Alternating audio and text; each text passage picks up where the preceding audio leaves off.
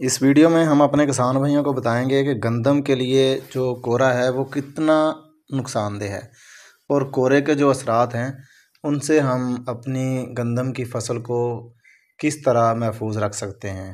کیا کوئی ایسی سپرے ہے NPK کی یا بایو اسٹیمولینٹ کی یا امائنو ایسڈ کی جس کے استعمال سے ہم اپنی گندم کی فصل کو اس کے مضر اثرات سے بچا سکیں؟ تو آپ کو اس کی مکمل تفصیل بتاتے ہیں۔ آج کل جو کورا پڑ رہا ہے، بہت سے دوستوں نے پوچھا ہے کہ کیا کورا ہماری گندم کی فصل کے لیے نقصان دہ ہے؟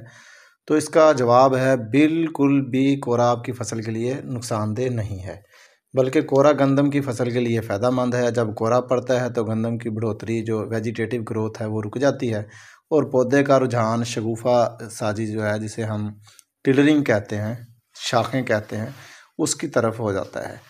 ٹلر زیادہ بنتے ہیں اور پیداوار میں اضافہ زیادہ ہوتا ہے۔ آپ نے ایک کہاوت بھی سنی ہوگی بزرگوں کی، کورا کھاد دا توڑا، تو لہٰذا پریشان ہونے کی بالکل کوئی ضرورت نہیں ہے۔ کوڑا پڑنے کے دوران پانی بالکل نہ لگائیں، اس سے درجہ حرارت بڑھے گا اور پودا دوبارہ بڑھوتری کرنے لگے گا۔ ہاں، اگر آپ نے اپنی کھاد پوری نہیں کی تو دن کے 12 سے 2 بجے کے دوران پانی لگا لیں اور کھاد بھی ڈال دیں۔ رات کے وقت جو ہے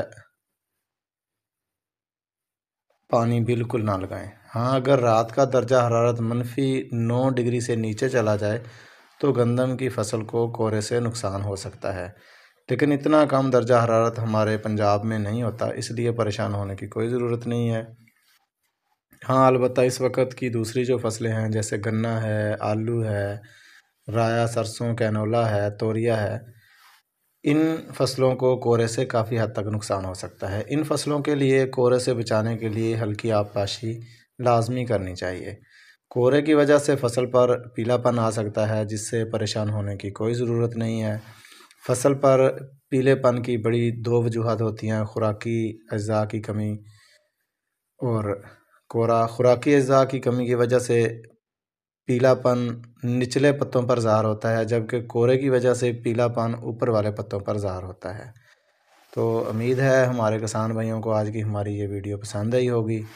کسی بھی بھائی کا کسی بھی فصل کے متعلق کوئی بھی سوال ہو، کوئی بھی مشورہ ہو تو وہ کمنٹ سیکشن میں جا کر ہم سے پوچھ سکتا ہے۔ خوش رہیں اور خوشیاں بانٹیں۔ مجھے اپنی دعاؤں میں یاد رکھیے گا۔